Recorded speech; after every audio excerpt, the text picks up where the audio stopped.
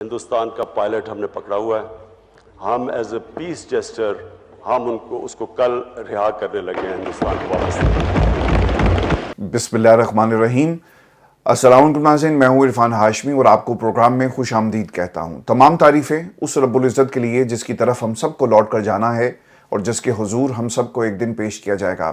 پھر اس پروگرام کے شروع میں آپ تمام دوستوں کا بہت مشکور ہوں. پچھلے 7 دنوں میں ہم نے 50,000 پلس سبسکرپشن گین کی ہے اور یہ ممکن ہو سکا آپ تمام دوستوں کی وجہ سے، اور یہ اعتماد ہے. یہ نمبرز بتا رہے ہیں کہ آپ اس پلیٹ فارم کے ساتھ جڑے ہوئے ہیں اور انشاءاللہ یہ سلسلہ اگر اسی طرح جاری رہا تو ہم بہت جلدی اپنا 1 ملین کا ٹارگٹ اچیو کر لیں گے. پھر اس پروگرام کے شروع میں ایک کلپ میں نے خان صاحب کا چلایا. 2019 کا یہ کلپ ہے اور اس کو چلانے کا مقصد یہ تھا کہ آپ کی یادداشت کو تازہ کیا جائے.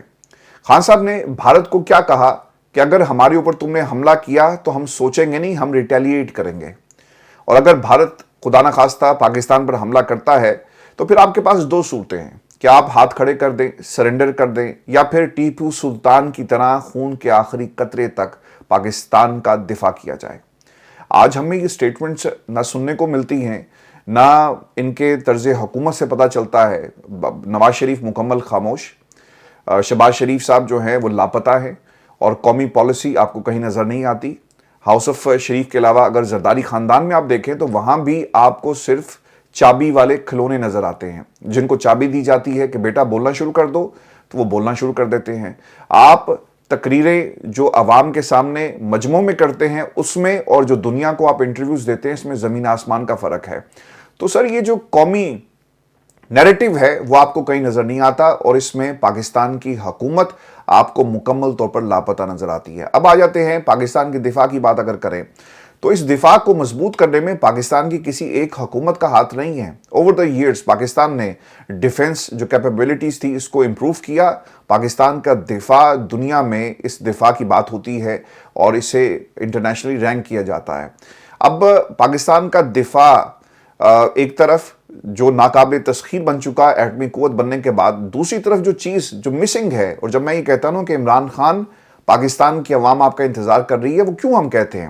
آپ نے بارڈر کے اوپر اپنا دفاع تو مضبوط کر لیا لیکن قومی جو دفاع تھا، جو نیریٹو کا دفاع تھا، جو دشمن کی آنکھوں میں آنکھیں ڈال کر بات کرنے کا دفاع تھا، جو معیشت کا دفاع تھا، جو معیشت کے محاذ پر آپ نے جنگ لڑنی ہے، جو پاکستان کی فورن پالیسی کے محاذ پر جنگ لڑنی ہے، جو پاکستان کی عوام کو آپ نے بھوک اور غربت سے نجات دلانے کے محاذ پر یہ جنگ لڑنی ہے، یہاں پر پاکستان کی حکومت آپ کو لاپتہ نظر آتی ہے. آج جب ہم کہتے ہیں نا کہ خان صاحب قوم آپ کا انتظار کر رہی ہے تو وہ کیوں کہا جاتا ہے کہ ہم بحیثیت قوم اپنا قومی نیریٹو بنانے میں مکمل طور پر ناکام رہے. جس ملک میں شہباز شریف کے کپڑوں کو قومی دفاعی پالیسی کے طور پر پیش کیا جائے، کیا آپ ان لوگوں سے ایکسپیکٹ کرتے ہیں کہ یہ پاکستان کا نیشنل جو نیریٹو ہے یہ بلڈ کر سکتے ہیں؟ یہ آلو گوشت کھانے والے لوگ، ان کا پاکستان کی قومی سلامتی سے کیا تعلق ہوگا؟ پاکستان میں شہباز شریف صاحب تو جو کچھ کر رہے ہیں پچھلے 5 برسوں میں، جب نواز شریف لندن میں تھے آپ کو پتہ لگا کہ کوئی ایک انٹرویو انہوں نے کسی انٹرنیشنل میڈیا ہاؤس کو دیا ہو جہاں پہ انگریزی بولنے کی بات آتی ہے؟ یہ خاموش ہو جاتے ہیں. اپنی مرضی کے صحافیوں کو سامنے بٹھا کر سوال کروانا اور پھر اس کا جواب دینا، آپ کو ہاؤس آف شریف کا یہ وتیرہ نظر آئے گا. نواز شریف صاحب نے جہاں خود جانا چاہیے تھا وہاں پر انہوں نے اسحاق ڈار صاحب کو بھیج دیا کہ جائیں جا کر BBC کے لوگوں کو فیس کریں. تو نواز شریف صاحب نے کبھی بھی اپنے آپ کو پاکستان کی عوام سے ریلیٹ نہیں کیا. کاروباری جو شخصیات ہوتی ہے نا جی، ان کے بارے میں کیا مشہور ہے کہ یار ڈیل بڑی اچھی کرتا ہے. تو سر آلو گوشت کھانا ہو یا ڈیل کرنا ہو تو یہ ہاؤس آف شریف کی اب آپ کو جو ٹریٹس ہیں وہ ان کے خاندان میں ملیں گی. اس سے زیادہ ان کا پاکستان کی سیاست سے کوئی تعلق نہیں ہے. نیشنل نیریٹو بلڈنگ کے اندر جب قوم آپ کو آپ کے ساتھ ریلیٹ نہیں کرتی تو پھر نتائج اسی قسم کے نکلتے ہیں. ویورز، پاکستان کی اسٹیبلشمنٹ عمران خان کو کبھی بھی رہا نہیں کرے گی اور جنگ کا فائدہ مودی سرکار کو شاید ہوا ہے یا نہیں ہوا، لیکن سرحد کے اس پار کچھ لوگوں کو اس کا فائدہ ہوا. مودی نے کیا کیا تھا؟ جنگ اس لیے شروع کی نا کہ اس کو پولیٹیکل نیریٹو بلڈنگ کے لیے استعمال کیا جا سکے، مائلیج حاصل کی جا سکے. اب تو خیر ان کی ایک ویڈیو بھی سامنے آ گئی جس میں وہ پلوامہ میں جو لوگ مارے گئے ان کے نام پر ووٹ مانگ رہے ہیں. تو سیاستدان، نیتا لوگ بھائی صاحب جو ہمیں بھارت سے سن رہے ہیں وہ یہی کرتے ہیں. یہ آپ کے اپنے میڈیا کی انڈیا ٹوڈے کی رپورٹ ہے کہ وہ ووٹ مانگ رہے ہیں پلوامہ میں جو لوگ آپ کے مارے گئے. تو نیتا لوگ یہی کرتے ہیں. سرحد کے اس پار بھی لوگوں کو فائدہ ہوا کہ یار یہ ایک اچھی اپرچونٹی ہے हमारे पास पॉलिटिकल कैपिटल नहीं, कोई बात नहीं, हम पाकिस्तान के नाम पर, दिफा के नाम पर, मुल्क की सालमियत के नाम पर पाकिस्तान की आवाम को अपनी तरफ करेंगे। भाईजान की पाकिस्तान की आवाम बेवकूफ नहीं है, 2025 का नौजवान है जिसे आप बेवकूफ नहीं बना सकते।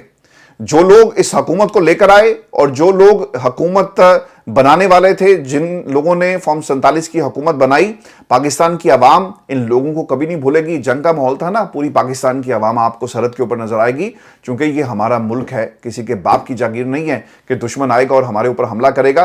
पाकिस्तान का बच्चा बच्चा इसके एक एक इंच का दिफा करेगा, और ये पैगाम पाकिस्तान की आवाम ने दिया। मगर इसका मतलब ये नहीं है कि हम अपने डिफरेंसेस को भूल जाएंगे, और जो पाकिस्तान की एस्टेब्लिशमेंट ने जमहूरियत के साथ किया, पाकिस्तान की आवाम इसे भूलेगी। आज इस पूरे माहौल के अंदर जो सबसे बड़ा नुकसान एस्टेब्लिशमेंट ने या पाकिस्तान की हुकूमत ने नहीं, तहरीक इंसाफ को पहुंचाया, इन लोगों ने पहुंचाया।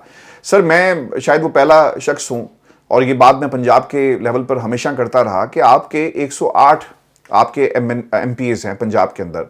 यार, अगर ये अपने अपने हलकों में धरना दें, एहतजाज करें, तो ये तहरीक पूरे पंजाब में फैल जाएगी, लेकिन ये लोग नहीं करते। आज नौशी गिलानी ने एक ट्वीट मेरी नज़रों से गुजरी, और उन्होंने पूरा किसी दोस्त ने पूरे पाकिस्तान की जो असम्बलीज हैं और इमरान खान के पास कितनी सीट्स हैं और कितने लोग इमरान खान के नाम के ऊपर ठंडी गाड़ियों में, कमरों में, झंडे वाली गाड़ियों और प्रोटोकॉल एंजॉय कर रहे हैं, उसका जिक्र किया। और इन लोगों की वजह से आज इमरान खान जेल में है। इमरान खान अपने बयानिए, अगर आज पाकिस्तान की आवाम जो 8 फरवरी को आपको जो वोट दिया गया था, किस लिए दिया था? इसलिए नहीं कि आप इस ताकत को एंजॉय करें। गौर करें जी, इमरान खान के लिए क्या किया। आप कब इमरान खान 96 सीट्स हैं जी कौमी असम्बली के अंदर, KP में 98 सीट्स हैं, 98 हल्के हैं आपके। अच्छा, कौमी में 96 हल्के, फिर वो हल्के भी हैं जिनमें पाकिस्तान तरीके इंसाफ को हरा दिया गया। जो टिकट होल्डर था, जो इमरान खान के लिए लड़ रहा था, इमरान खान के नाम पर खड़ा था, वो हल्के भी इसमें शामिल करें तो 96 से ये नंबर्स कहाँ निकल जाते हैं। लोग बाहर निकल कर अपने अपने हल्कों में लोगों को मोबिलाइज करें तो नतीजा आपको मिलेगा, लेकिन लोग खुद से ये नहीं चाहते। KP के अंदर 98 सीट्स हैं, पंजाब में 108 हैं। पंजाब की बार बार हम बात करते हैं, सर 108 हल्कों में अगर अवाम बाहर निकले, यार अपने अपने हल्के में तो एहतजाज कर सकते हो ना। पंजाब पुलिस हरकत में आएगी, दुनिया को पता चलेगा कि हालात यहां से खराब हो रहे हैं, और फिर लोग आपके साथ मेज पर बैठ जाएंगे। लेकिन नहीं, इमरान खान के साथ इस वक्त एक धोखा जो है वो किया जा रहा है। और इस मुल्क के साथ जुल्म पता क्या हो रहा है। जुल्म करने वाला तो जुल्म करेगा ना, लेकिन जिनके ऊपर जुल्म होता है वो अपने हक के लिए मैदान में नहीं आ रहे। ये सबसे बड़ा जुल्म हो रहा है। और आज इतवार का दिन ऑर्डिनेंस जारी हुआ, और इस ऑर्डिनेंस के तहत आसिफ अली जरदारी साहब ने क्या किया जी कि वफाकी वज़रा और वज़राए मुमलिकत की तनख्वाहों और मरात में तरमीम का ऑर्डिनेंस जारी कर दिया। ऑर्डिनेंस के मुताबिक वफाकी वज़रा और वज़राए मुमलिकत की तनख्वाह रुकन कौमी असम्बली की तनख्वाह के बराबर होगी। तनख्वाहों में इजाफे का इतलाक 1 जनवरी 2025 से होगा। वफाकी वज़रा और वज़राए मुमलिकत की तनख्वाह 5,19,000 मुकर्रर कर दी गई। वफाकी वज़रा की तनख्वाह 2 लाख से बढ़ाकर 5,19,000, जबकि वज़ीर मुमलिकत की तनख्वाह 1,80,000 से बढ़ाकर 5,19,000 कर दी गई। सर, बड़ा काम करते हैं ये लोग। ये झूठ को सच बनाने की कोशिश करते हैं, सच को झूठ बनाने की कोशिश करते हैं। तो इसके बदले आपको इतना तो बनता है ना कि आसिफ अली जरदारी साहब इनके लिए ये कर सकें। इसमें जो सबसे हैरानकुन बात थी कि आज इतवार का दिन है, ये ऑर्डिनेंस जो है ना हंगामी सूरत हाल में रिलीज़ किए जाते हैं। इनको जारी करने का मकसद ये होता है कि एक्स्ट्राऑर्डिनरी सिचुएशन है, कौमी असम्बली का इजलास नहीं बुलाया जा सकता, बिल टेबल नहीं होगा, बहस नहीं होगी। खैर, बहस तो यहाँ पे 27वीं तरमीम के ऊपर भी नहीं हुई थी, तो ऑर्डिनेंस जारी कर दिए जाते हैं। हमने आइन को, पाकिस्तान की हर चीज़ को मजाक बना लिया, और वहाँ पर एक बाबा बैठा हुआ है जिसके सर पे अब बाल भी नहीं है, और उसने अपनी सारी उम्र पाकिस्तान के लिए, वो अगर आप उसे पूछे ना कि आप ये इतने मुश्किल काम कैसे कर लेते हैं, तो वो कहता है कि मैं गोडों पे हाथ लगाता हूँ, हाथ जोड़ता हूँ और मेरा काम हो जाता है। तो पाकिस्तान की आवाम भी आपके सामने हाथ जोड़ती है। जरदारी साहब, पाकिस्तान को लूटना बंद कर दें।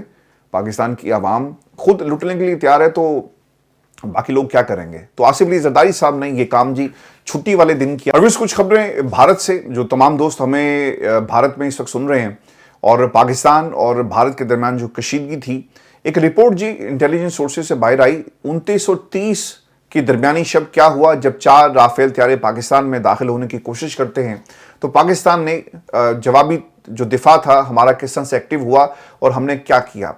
जो इंटेलिजेंस सोर्सेज हैं, दिफाई सोर्सेज से जो खबर आ रही है, इसके मुताबिक पाक फजाइया ने 2930 अप्रैल की शब भारत की पाकिस्तान की जानिब पेशकदमी की कोशिश को नाकाम बनाया, اور بھارت کے 4 جدید رافیل طیارے انہیں بھاگنے پر مجبور کر دیا۔ اطلاعات کے مطابق 4 روز پہلے بھارت کے 4 رافیل طیاروں نے پاکستان میں زمینی کارروائی کے لیے جو امبالہ فضائی اڈے سے اڑان بھری، اور یہ طیارے فضا سے زمین میں مار کرنے والے میزائلوں سے لیس تھے۔ ان کا ٹارگٹ یہ تھا کہ پاکستان کشمیر کے آس پاس کہیں نہ کہیں یہ بمباری کریں اور واپس چلے جائیں، جسے پاکستان کے سسٹم نے انٹرسپٹ کیا، روکا اور یہ بھاگنے پر مجبور ہو جاتے ہیں۔ یہ طیارے 40,000 فٹ کی بلندی پر پرواز کر رہے تھے۔ پاکستان کے ڈیفنس سسٹم نے الیکٹرانک وارفیئر ایسٹ کے ذریعے رافیل طیاروں کے آن بورڈ سینسر جام کر دیے، جس سے ان طیاروں کا آپس میں اور زمین میں رابطہ منقطع ہو گیا۔ پاک فضائیہ کے J-10C طیارے بھی کسی قسم کی کارروائی روکنے کے لیے فضا میں موجود تھے۔ پاک فضائیہ کی مؤثر جوابی کارروائی کی وجہ سے بھارتی طیاروں کو واپس امبالہ کے بجائے سری نگر لینڈ کرنا پڑا، تو اڑے کہیں سے تھے اور گرے کہیں جا کر۔ اب انہوں نے کرنا کیا تھا؟ اس سے پہلے بھی ان کی کوشش یہ رہی کہ یہ پاکستان کی فضائی حدود میں داخل ہوں گے، کوے ماریں گے، درختوں پر فائرنگ کریں گے، بم گرائیں گے، واپس جا کر کہیں گے اپنی عوام کو کہ دیکھو ہم نے پاکستان کے اندر گھس کر کارروائی کی۔ تو یہ ایک اسٹریٹجی تھی جسے پاکستان کی بر وقت جو ڈیفنس سسٹم ہے اس نے اسے ناکام بنایا۔ ویورز، ISI سیکٹر کمانڈر ہیں جی بریگیڈیئر ریٹائرڈ اسلم گھمن صاحب، آج کل آپ کو ٹیلی ویژن سکرینز کے اوپر نظر آئیں گے۔ انہوں نے پاکستان کے حوالے سے کیا کہا ہے؟ وہ یہ کہتے ہیں کہ پاکستان دنیا کی بہترین فوج ہے، بھارت میں پتہ بھی ہلتا ہے تو ہمیں معلوم ہوتا ہے۔ ہم اکٹھے ہو کر بھارت کو بتانا چاہتے ہیں کہ حملے والی بھول مت کرنا، اگر بھارت نے جنگ والی حماقت کی تو اس کے ٹکڑے ہو جائیں گے۔ بھارت کی 6 ریاستوں میں علیحدگی کی تحریکیں چل رہی ہیں، بھارت جنگ کا متحمل نہیں ہو سکتا، اور اس کے اندر سے آوازیں اٹھ رہی ہیں۔ کسی دوست نے کہا تھا جی کہ کوئی تحریک نہیں چل رہی، تو سر یہ ابھی آپ کی ایک نیٹ فلکس کے اوپر ایک سیریز بھی آئی ہے، آپ جا کر اسے دیکھ لیں، تو ناگالینڈ میں اس سب کیا چل رہا ہے تو یہ آپ کے اپنے لوگوں نے بنائی ہے، میں نے تو نہیں بنائی۔ اور ناگالینڈ کے اندر جو تحریکیں چل رہی ہیں، اور پھر یہ چکن نیک اور 6 ریاستیں، اگر بنگلہ دیش نے آپ کے اوپر حملہ کیا، کسی دوست نے کہا تھا جی کہ اگر آپ کے ساتھ بنگلہ دیش ہے اور چائنا ہے تو ہمارے ساتھ سعودی عرب ہے، ہمارے ساتھ ایران ہے۔ بھائی آپ کے ساتھ نہ افغانستان ہے، نہ ایران ہے، اور نہ ہی سعودی عرب ہے۔ جب یہ جنگ شروع ہوگی نا تو آپ کسی کو بطور پراکسی تو استعمال کر سکتے ہیں کچھ وقت کے لیے، لیکن جو بڑی جنگ ہوتی ہے اس میں کردار ملکوں کا ڈیفرنٹ ہو جاتا ہے، اور انہیں معلوم ہوتا ہے کہ اگر ہم نے کچھ ایسا کام کیا تو یہ جنگ ہماری طرف بھی آ سکتی ہے۔ تو یہ شاید ایک غلط فہمی ہے کچھ دوستوں کو، یہ غلط فہمی دور کرنا بڑا ضروری ہے۔ اب پانیوں میں انٹری بھارت نے پاکستان کی بند کر دی کہ کوئی جہاز بھی پاکستان کا جو جھنڈے والا بھارت کے پانیوں میں داخل ہوگا تو اس کو وہ انٹرسپٹ کریں گے۔ تو پاکستان نے بھی پھر اب یہ کر دیا جی کہ جتنے بھی بھارتی فلیگ والے جہاز پاکستان کے پانیوں سے گزریں گے انہیں بھی اب پابندی کا سامنا کرنا پڑے گا۔ دوسری طرف ویورز میں آپ کو یہ بھی خبر دے دوں، لائن آف کنٹرول میں بہت سارے ہمارے دوست ہیں، اور خبر یہ آ رہی ہے کہ لائن آف کنٹرول کے آس پاس جتنی بھی آبادیاں ہیں آزاد کشمیر میں، وہاں پہ لوگوں نے جو خوراک ہے اسے ذخیرہ کرنا شروع کر دیا ہے۔ اس کی ایک وجہ بڑی سمپل سی ہے، کیونکہ جب بھی بھارت کی طرف سے جارحیت کی جاتی ہے تو لوگ اپنے گھروں میں محصور ہو جاتے ہیں۔ جب بھی کوئی موومنٹ ہوتی ہے تو دوسری طرف سے فائرنگ کی جاتی ہے، تو اس سے بچنے کے لیے لوگ اپنے گھروں میں رہتے ہیں، اور اس تناظر میں یہ ذخیرہ اندوزی کی جا رہی ہے۔ اور دوسرا کام یہ کیا گیا جی کہ جو پاکستان نے پابندی لگائی تھی، اب اس پابندی کا جواب دوسری طرف سے بھی آ رہا ہے، اور دونوں طرف سے جو بحری جہاز ہیں یہ پاکستان یا بھارت کی حدود میں اب داخل نہیں ہو سکیں گے۔ جس جہاز کے اوپر بھارت کا جھنڈا ہوگا وہ پاکستان نہیں آ سکتا، نہ ہی بندرگاہوں پہ لنگر انداز ہوگا، اور جس شپ کے اوپر پاکستان کا جھنڈا ہوگا اس کے اوپر پابندی بھارت میں لگا دی گئی ہے۔ تو یہ انہوں نے ایک طرح سے جوابی کارروائی کی ہے پاکستان کے خلاف۔ ویورز آپ کو ایک خبر یہ بھی دے دوں کہ بھارت کے اندر جو میڈیا کا کردار ہونا چاہیے تھا ویسا ہمیں کردار انفارچونیٹلی نظر نہیں آیا۔ ہم جب فریڈم آف ایکسپریشن کی بات کرتے ہیں تو یہ کسی بھی ملک میں وہاں کی جو صحافت ہے یہ تقاضا کرتی ہے کہ آپ عوام کو سچ دکھائیں۔ انفارچونیٹلی یہ جو پہلگام کا واقعہ ہوا اس کی ریزن کیا تھی، اور جو سوال بھارت کی سرکار کے اوپر اٹھنا چاہیے اس کا انہوں نے جواب نہیں دیا۔ انڈیپینڈنٹ انکوائری ہونی چاہیے تھی، بھارت کی خفیہ ایجنسیز جو ہیں وہ مکمل طور پر فیل ہوئی، یہ بھی کسی نے سوال ایڈریس نہیں کیا۔ آپ نے ٹھیک 5 منٹ کے بعد FIR اور پھر اس کا جو پورا ملبہ پاکستان کے اوپر گرا دیا۔ اب بھارت کا مین سٹریم میڈیا تو بول نہیں رہا، لیکن وہاں کے سوشل میڈیا نے اس کے اوپر جو ہیں وہ آوازیں اٹھائی ہیں، اور ایسے لوگوں کو یقیناً کچھ ہی دیر کے بعد یا تو اٹھا لیا جائے گا جو آوازیں اٹھا رہے ہیں، یا پھر ان کو خاموش کروا دیا جائے گا، یا پھر ان کے جو چینلز ہیں انہیں بلاک کر دیا جائے گا۔ ایک ویڈیو ہے جی، اور اس ویڈیو کے اندر ہو کیا رہا ہے، کچھ لوگ بیٹھے ہوئے اور حامد میر صاحب نے اس کلپ کو شیئر کیا جس میں کچھ انڈینز ایک پوڈ کاسٹ کر رہے ہیں اور وہ پوچھ رہے ہیں کہ یار یہ تو ہماری سرکار نے، کسی نے ان سے سوال ہی نہیں کیا، بھارت کے میڈیا پہ چل کیا رہا ہے، مودی چل رہا ہے، بھارت کے میڈیا پر کوئی یہ پوچھ ہی نہیں رہا کہ یہ دہشت گرد کہاں سے آئے، کہاں چلے گئے، وہ کہاں سے آیا، کہاں چلا گیا، عجیب مانوس اجنبی تھا، اس حوالے سے یہ سوال ہو رہا ہے۔ لیکن بھارت کا میڈیا کہتا ہے کہ پاکستان نے کیا، پاکستان میں گھس کر ماریں گے، آپ کو یہ سننے کو مل رہا ہے نا، تو کم از کم یار یہ تو سوال کریں اپنی حکومت سے، آپ کا تعلق بی جے پی سے ہے، آپ مسلمان ہیں، آپ ہندو ہیں، آپ کا تعلق وہاں کی کسی اور دوسری تحریک سے ہے، کسی اور سیاسی جماعت سے ہے، کانگریس سے ہیں، لیکن یہ سوال آپ کو اپنی سرکار سے کرنا چاہیے کہ یار جن لوگوں نے حملہ کیا اور اس حملے کو ایک ایسا ٹاؤن، میں 7 لاکھ فوج کہتا ہوں، لوگوں نے کہا جی کہ 7 لاکھ نہیں 13 لاکھ فوج اس وقت کشمیر کے اندر موجود ہے، تو 13 لاکھ فوج 3 لوگوں کو 4 لوگوں کو ابھی تک ڈھونڈ نہیں سکی۔ اور کل مجھے ویسے sorry to say with due respect to everyone, اب یار یہ کس قسم کا میڈیا ہے، آپ اندازہ کریں کشمیر کے اندر ایک آپریشن چل رہا ہے، کاش میں آپ کو وہ ویڈیو کلپ دکھا سکتا، وہ کاپی رائٹ کا ایشو بنتا ہے، اکثر یہاں پہ ویڈیوز نہیں چلتی، وجہ کیا ہے، کاپی رائٹ، وہ کوئی نہ کوئی سٹرائک کر دیتا ہے، اور عام دنوں میں یہ سرجیکل سٹرائکس یعنی اس ماحول میں تو وہ زیادہ ہو جاتی ہیں۔ اس ویڈیو کلپ کے اندر آپ جا کر ریپبلک ٹی وی کے اوپر آپ دیکھ بھی سکتے ہیں، خود سرچ کر لیں، وہ کیا کر رہا ہے لڑکا، وہ کہہ رہا ہے کہ اس وقت ہم کشمیر میں جہاں موجود ہیں ہم آپ کو بتا نہیں سکتے سیکیورٹی ریزن سے، ٹھیک ہے یار آپ نے نہیں بتانا سیکیورٹی ریزن سے، لیکن ہو کیا رہا ہے کہ باقی لوگوں نے نا گنیں ایسے پکڑی ہوئی ہیں اور وہ جا رہے ہیں، یعنی خطرناک ماحول ہے اور ٹینس ماحول آپ کو نظر آئے گا، اور لوگ نا گولی سے چھپنے کے لیے آپ کو لیفٹ رائٹ نا پناہ لیتے ہوئے نظر آئیں گے، لیکن وہ بھائی صاحب انہوں نے ایک جیکٹ پہنی ہوئی ہے، بلٹ پروف جیکٹ ہے، ہاتھ میں ان کے مائک ہے، وہ کبھی ایک اپنے فوجی کے پاس جا رہے ہیں، کبھی دوسرے فوجی کے پاس جا رہے ہیں اور کہہ رہے ہیں کہ ہم آپ کو بتا نہیں سکتے، اس وقت آپریشن چل رہا ہے اور جوان آگے بڑھے ہیں۔ بھائی کیوں بیوقوف بناتے ہو اپنی عوام کو؟ یہ کسی ہالی ووڈ بالی ووڈ کی کوئی فلم کا سین نہیں ہے، یہ آپ کے لوگوں کا مستقبل ہے، اگر آپ نے جنگ مسلط کرنی ہے تو اس کے نتائج ہوں گے۔ اب ویورز یہ تو خیر سوشل میڈیا جو بھارت کا آواز اٹھا رہا ہے، ایک سوال نا نجم سیٹھی صاحب نے بھی اٹھایا، اور ان کی ڈیپ اسٹیٹ کس طرح سے بری طرح ناکام ہوئی، اور را کے اوپر یہ سوال اٹھا رہا ہے، آپ کے پیپر ریلیز ہو گئے، آپ کا پلان دنیا کے سامنے آ گیا، اور جس ٹاپ سیکرٹ فائل کے اندر آپ نے پاکستان کو کس طرح سے ذمہ دار ٹھہرانا ہے، اور یہ جو حملہ فالس فلیگ آپریشن ہوا، اس فائل کو کہیں سیف جگہ پر رکھتے، کسی تالے کے اندر رکھتے، لیکن وہ پلان جو ہے وہ لیک ہو جاتا ہے۔ تو ڈیپ اسٹیٹس بری طرح جی ناکام ہوئی بھارت کی، اور سیٹھی صاحب بھی کہتے ہیں کہ ڈیپ اسٹیٹ فالس فلیگ کرتی ہے، اس لیے کنسیپٹ آف فالس فلیگ یہ بنایا گیا، ایک واقعہ کیا جاتا ہے اور پھر اس کا الزام دوسرے ملک پر لگا دیا جاتا ہے۔ 9/11 کے حوالے سے بھی انٹرنیٹ پر بہت سا مواد موجود ہے، یہ کس نے کروایا، اس کے بعد امریکہ کو جواز مل گیا اور سارے مڈل ایسٹ کا نقشہ تبدیل کر دیا گیا، اور آپ دیکھ لیں کہ انہوں نے عراق میں گھسے، انہوں نے باقی ملکوں کے اندر گھس کر جو ہے کارروائی کی، ایک ریزننگ چاہیے تھی، اور کیتھرین گن نے جو سیکرٹ میمو تھا وہ ایک وسل بلور کا کام کرتا ہے، اور دنیا کو پتہ چل گیا کہ بھائی جان وہاں پر تو کیمیائی ہتھیار موجود ہی نہیں تھے، جو عراق وار ہے آپ اٹھا کر دیکھ لیں، اور یہ ایک ریزن تھی پیش کرنے کی کہ ہم عراق کے اندر گھس کر کارروائی کریں گے، بعد میں پتہ چلا کہ جناب یہ صرف ڈرامہ تھا۔ تو فالس فلیگ آپریشنز ہوتے ہیں، یہ 16ویں صدی سے ہی ایک سلسلہ چل رہا ہے، ہم نے اس کے اوپر ایک بڑی زبردست قسم کی ڈاکومنٹری بنائی ہے، غالباً کل وہ اپلوڈ ہو جائے گی، لیٹ ہو گئی، میں معذرت چاہتا ہوں، اکیلا ہونا جو ہے نا وہ بھی ایک بڑا مسئلہ ہے، اور میں نے بھرپور کوشش کی ہے کہ اس کی ایڈیٹنگ اور باقی معاملات اچھی طرح کریں، وہ آپ دیکھیں، اور اس میں آپ کو پتہ چلے گا کہ کس طرح ڈیپ اسٹیٹ اور فالس فلیگ آپریشن کی اصل میں ہسٹری کیا ہے۔ پولینڈ میں، فن لینڈ میں، ہٹلر نے، رشیا نے، امریکہ نے بہت سارے ایسے آپریشن کیے جو فالس فلیگ آپریشن تھے۔